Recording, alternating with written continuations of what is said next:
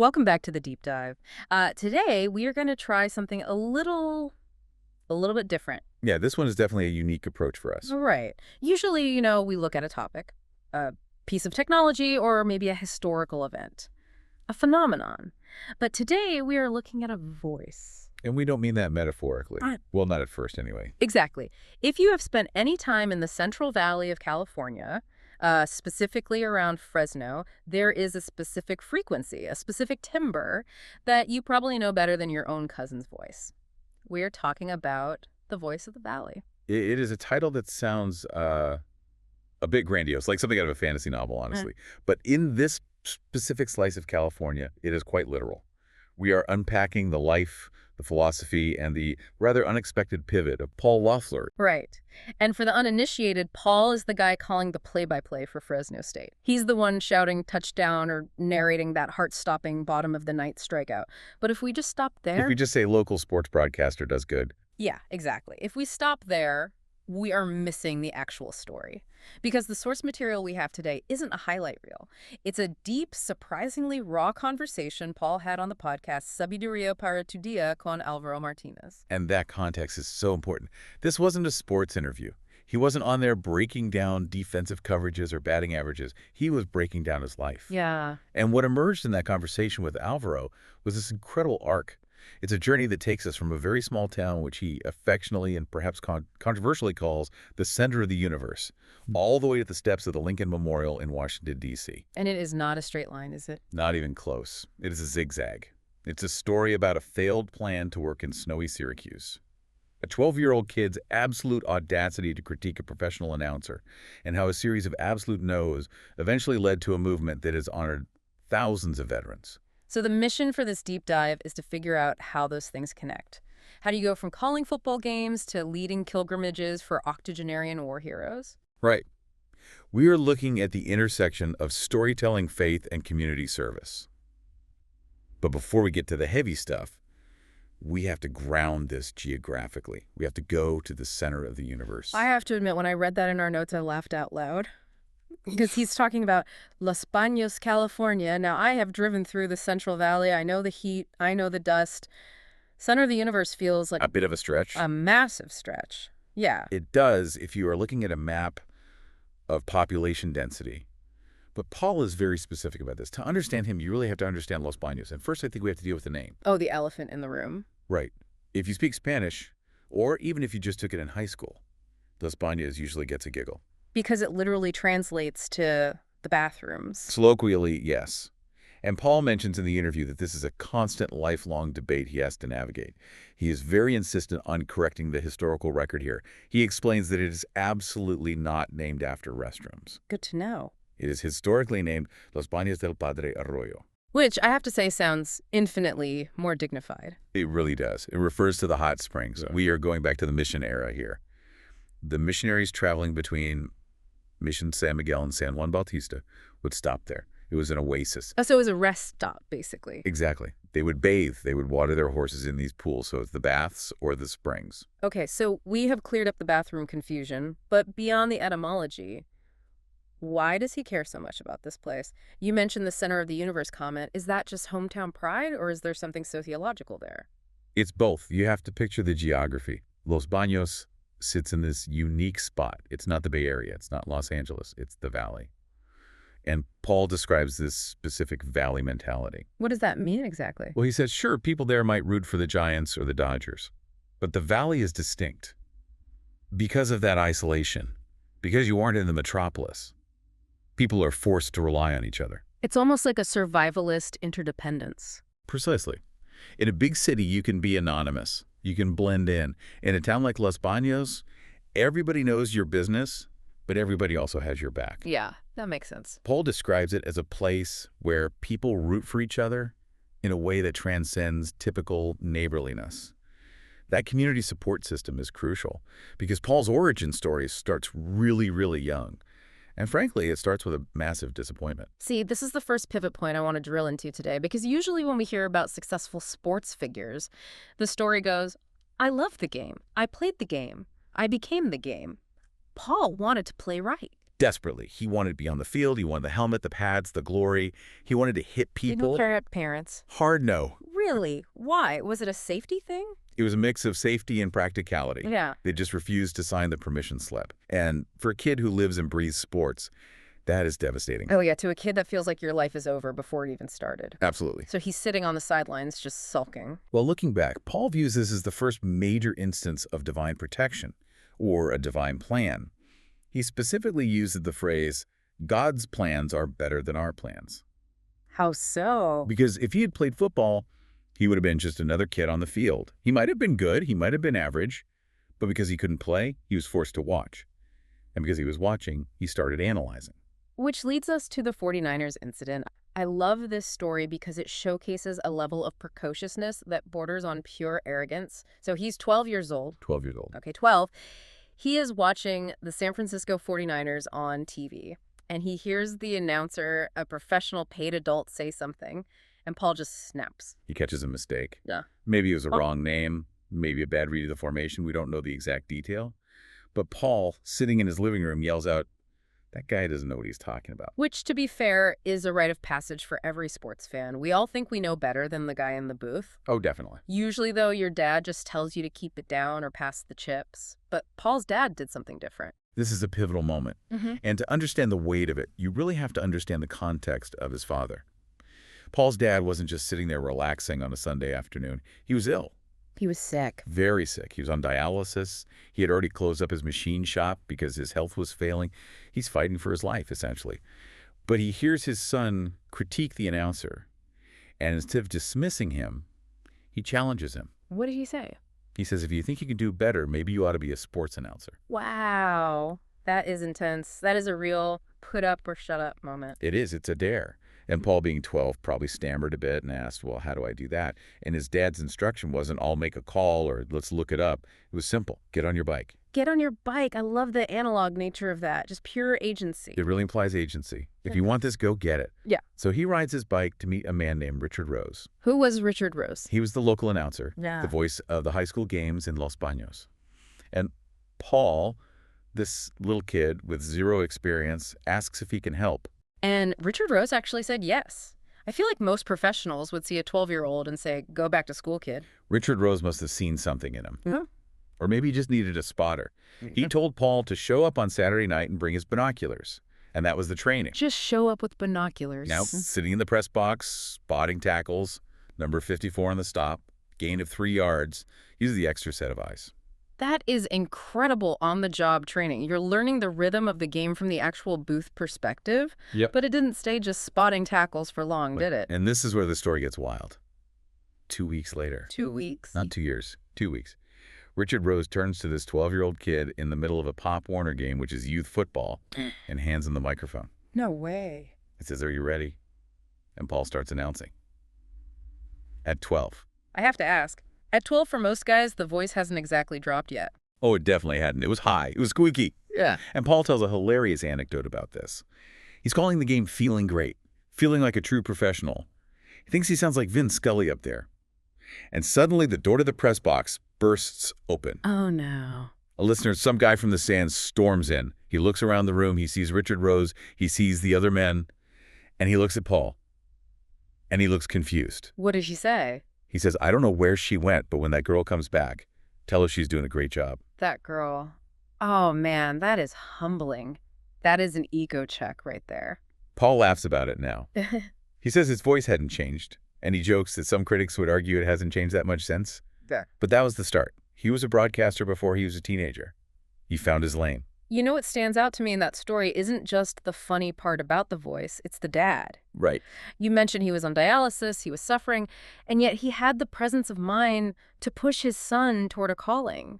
It feels like Paul's entire foundation is built on how his family handled that suffering. That is a really profound observation, and it leads us directly into the theology that guides Paul's life. In the interview with Álvaro, Paul talks extensively about the theology of suffering. Which is a heavy phrase. It is a heavy phrase. But for Paul, it's not academic. It's experiential. His father died at 51. For the last 10 years of his life, his health was in steep decline. He went blind. He was crippled. He was in constant pain. That is a hard thing for a child to watch, though, watching your hero basically disintegrate physically. It is, but Paul frames it as a masterclass in what actually matters. He says his father's faith grew stronger as his body grew weaker. He saw his parents, his mom too, navigate this suffering with a focus on a specific hierarchy of values. What was the hierarchy? God first, others second, yourself last. That's the mantra. That's the core value. And we really have to give his mom credit here too. She was taking care of a dying husband, but she was also homeschooling the kids. Which is a huge undertaking, even in the best of circumstances. Huge. And Paul was homeschooled part-time. He'd do math and academics at home to ensure they were rigorous. Then he would ride his bike to public school for band and sports. It was a very disciplined life. Did it pay off? I'd say so. All 4 siblings were high school valedictorians. All 4? Wow. So excellence was clearly the standard in the Loeffler household. Excellence, but grounded in a very specific type of faith. Paul brings up this metaphor of the eagle. He references Isaiah 40.31. Mount up with wings like eagles. Exactly. It's a verse you see on coffee mugs all the time. But Paul unpacks it differently. He talks about the concept of trusting your wings, not the branch. Trust the wings, not the branch. I want to dig into that. Yeah. Because biologically, a bird sitting on a branch isn't worried if the branch breaks. Exactly. If you or I are sitting on a chair and the leg snaps, we panic, we fall. We trusted the chair. But a bird, if the branch snaps, the bird just flies. The bird's security isn't in the external support. It's in its internal capacity. So in this metaphor, the branch is what? Your environment? The branch is your surroundings. It's your job. It's your health. It's your bank account. It's the economy. If you trust the branch, you are constantly anxious because branches are fragile. They break all the time. Right. But if you trust your wings, or in Paul's theology, if you trust the strength God gives you, it doesn't matter if the branch breaks. You can soar regardless. He also ties this closely to 1 Timothy 4.11, which says, "Don't let anyone look down on you because you are young." That became his personal mantra starting around age 16. That makes total sense for a kid who started his career at 12. Precisely. And Proverbs 3.5-6 is the central scripture of his life. Trust in the Lord with all your heart and lean not on your own understanding. That is a powerful shift in the locus of control. It moves security from the outside to the inside. You don't have to understand everything. And Paul needed that security because his branch was about to break in a major way professionally. We move to the third part of his journey, the career pivot. Right. So he's the boy wonder. He's announcing games at 12. He's a valedictorian. He goes off to college. And he doesn't just go anywhere. He goes to Syracuse University. The absolute mecca. Upstate New York. If you want to be a broadcaster, that is where you go. Yeah. Bob Costas, Marv Albert, Mike Tirico, they all went there. Exactly. And Paul was there. He was thriving. And he had the plan, capital T, capital P. What was the plan? The plan was perfect. Donovan McNabb was the quarterback at Syracuse at the time. Big star. Paul wanted to stay in Syracuse, work in local TV, cover McNabb, and launch his national career. He was ready to deal with the snow, the cold, the distance from home. He's ready to be the next big thing. And he applied for the job he wanted, the job that was the linchpin of the plan. And what happened? He didn't get it. Flat out rejection. Flat out, doors closed. That has to be crushing. You're the valedictorian, you're the prodigy, you've been doing this since you were a kid, and suddenly you're told no. It was a massive blow to the ego. Right. And practically it meant he couldn't stay. He had to retreat. He had moved back home to the Central Valley. From the mecca of broadcasting back to the heat and dust of Fresno. Yep. I can imagine, especially for a young, ambitious guy, that feels like a failure. That feels like plan A fell apart and now you're living in your parents' basement. But here's where lean not on your own understanding really kicks in. Because he didn't get that job in Syracuse. He was back in California. And remember his father. Health issues. Right. Because Paul was back in California, he was there for the last 3 months of his father's life. Oh, wow. He says that time with his dad was a blessing. He wouldn't trade for a national TV contract. He wouldn't trade it for anything. If he'd gotten the dream job, he would have been 3,000 miles away during the most important goodbye of his life. That really recontextualizes what we think of as bad news, doesn't it? It makes you question every no you've ever received in your own life. Completely. It cemented that idea that God's plans are better. And professionally, it wasn't a step back either. It just looked like one at the time. How so? Well, he started working at Channel 47, which is the CBS affiliate in Fresno. He started hosting a cable show for Fresno State. And that is how he started building relationships with absolute legends like Pat Hill, the football coach, and Jerry Tarkanian. Tarkanian, the shark. That's incredible access. The legend himself. Paul was there for all of it. He was on the mic for the 2008 College World Series win, too. That was the huge underdog win where Fresno State shocked the world. There was an incredible run. Everyone in the country was watching that. Exactly. He's covered Aaron Judge, Derek Carr, Devontae Adams. And he makes a point to say that despite the fame, guys like Judge and Carr have remained incredibly humble. He sees that character piece as being just as important as the athletic piece. So he built the career. He became the voice of the Valley. But, and here's the twist, he didn't stop there. Because if the story ended there, he's just a successful broadcaster. Great story, but pretty standard. At some point, the story shifts. He goes from calling games to telling a very different kind of story. This is the second major pivot. And this one is mostly internal. Paul was working in local news alongside the sports, and frankly, he was burning out on the content. The whole, if it bleeds, it leads culture. Exactly. Shootings, fires, corruption, scandals. He said he was just tired of the negativity. It drains you. He wanted to tell stories and lifted spirits. He wanted to focus on gratitude. So he pitched the idea of interviewing veterans. And how did that go over with the station? Not well. His boss initially pushed back hard. What did the boss say? He said, nobody wants to hear a bunch of old guys talk. Ouch. Talk about missing the mark. That is so dismissive. It is. But it reflects a media bias to the sensational right. The immediate. Old guys talking sounds boring to a TV executive looking for ratings. So how did he get past that? Thankfully, Paul persisted. And the catalyst for his persistence was his own grandfather. Tell me about the grandfather. His grandfather was a World War II doctor. And Paul knew the basics. He knew his grandpa served. But he had never really dug in. So he decided to sit him down for a formal interview with the camera rolling. And what did he find out? He found out that his grandfather wasn't just a doctor, he was a hero, a Silver Star recipient. Whoa. Yeah. In France in 1944, under heavy German fire, his grandfather pulled 26 men out of burning tanks. 26 men! That is unbelievable. It's cinematic. It's the kind of thing you see in a movie. Yeah. And Paul asked him the question we would all ask, right? He asked, what were you thinking? You're running in a fire, pulling guys out of tanks that are about to explode. What is going through your mind? And what did he say? His grandfather's response was so honest. He didn't say I was thinking of liberty or freedom. He said I was pretty sure I was going to get killed. That is terrifying honesty. And then he looked at Paul and said, and if I had, you wouldn't be around. Ooh. That is the epiphany moment right there. That is it. That moment of realization that his entire existence, his children's existence, hung by a thread in a field in France in 1944. If a German sniper had aimed 2 inches to the left and by, Paul Loeffler doesn't exist. That sparked a fire in Paul. I can see why. He realized, I have to capture these stories before they're gone. These men are in their 80s and 90s. We are losing them every single day. And he didn't just capture a few stories. He's interviewed over 1,000 veterans, right? Over 1,000. This eventually became Hometown Heroes Radio, and he discovered something tragic and beautiful at the same time. He discovered that in many cases, the families these veterans had never heard the stories. Wait, really? The families didn't know? Often no. They had no idea. Why wouldn't they tell their own families? Trauma, humility, a desire to protect their kids from the horrors they saw. Paul tells a heart-wrenching story about a POW. As a prisoner, this man was forced to destroy an American flag by his captors. Oh, man. He was crying while he did it. He had carried that pain, that shame for decades. He never told his wife. He never told his kids. But for some reason, you put a microphone in front of him with a stranger like Paul, and the floodgates open. It's amazing how a microphone can sometimes be more effective than a therapy session. It gives them permission to speak. It says, this is for history. It validates the experience. It says, this matters. You matter. And by listening, Paul gave them a safe space to release that burden. And that listening tour led directly to the biggest mission of his life, the Central Valley Honor Flight. I have seen the videos of these flights. They're incredibly moving.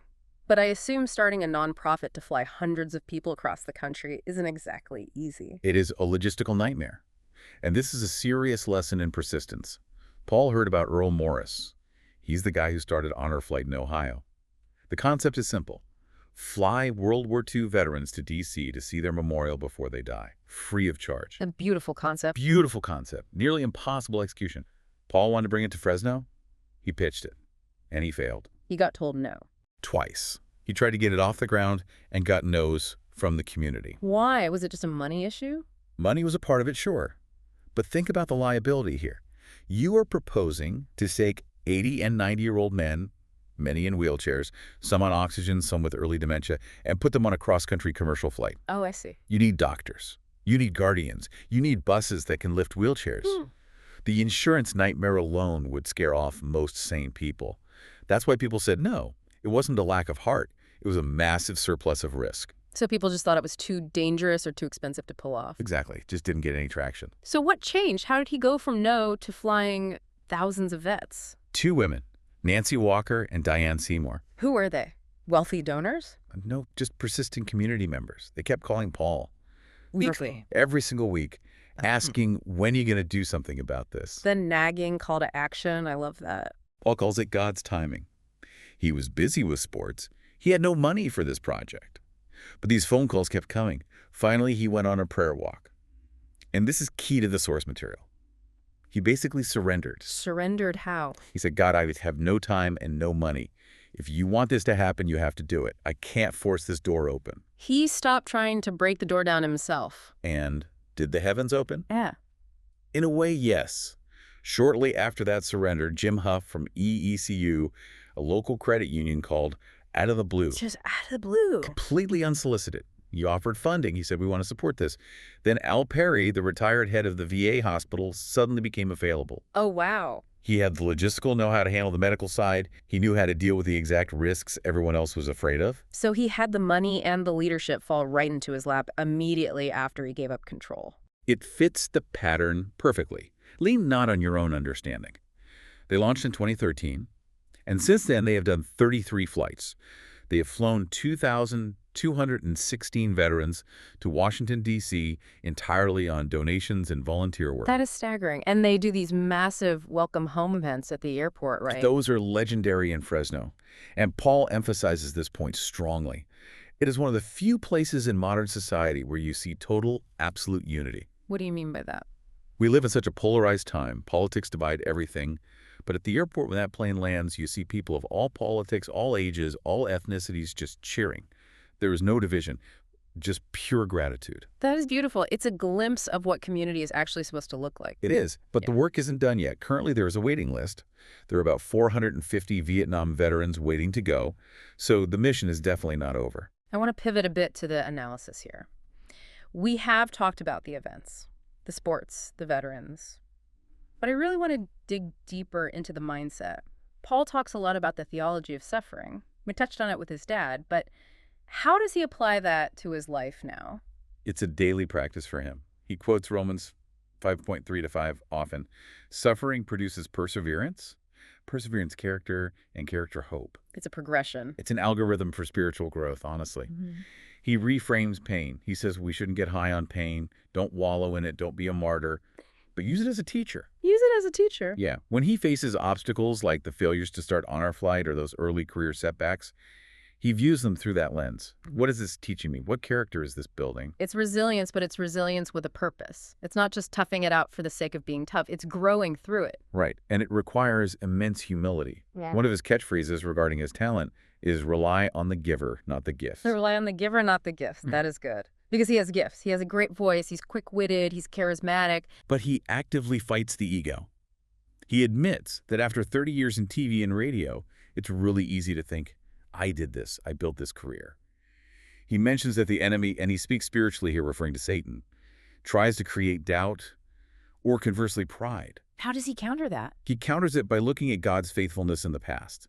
He cites the story of Joseph in Genesis chapter 50.